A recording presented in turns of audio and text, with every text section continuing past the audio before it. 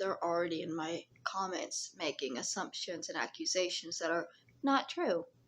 And saying, oh, so they left out that part of the case because they cut a deal with you, and that deal will be shown. No, they did not cut a deal with me. They cut a deal with him where he pled principal. That was his deal.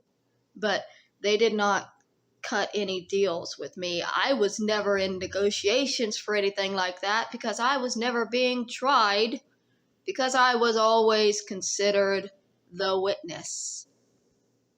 But at one point, they had questioned me about changing me from a witness from a witness to a victim. And it was just before the trial was going to start. And I think they did it because they were trying to delay the trial.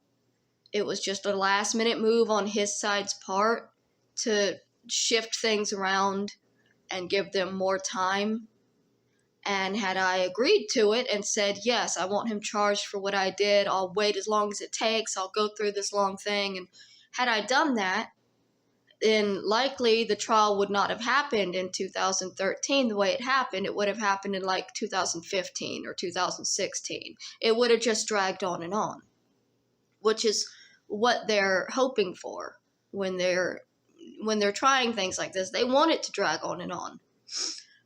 But since I didn't cooperate with that little scheme, and I said I don't need him to be charged for what he did to me. I just need him to be charged for what he did and be put away.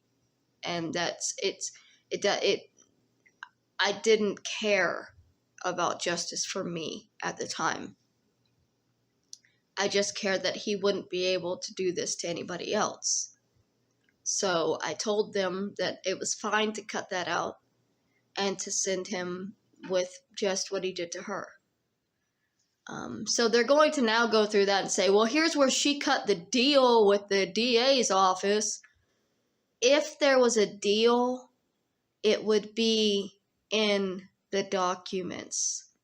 There's no secret deal, just like there's no $50,000 lawyer like my aunt claimed.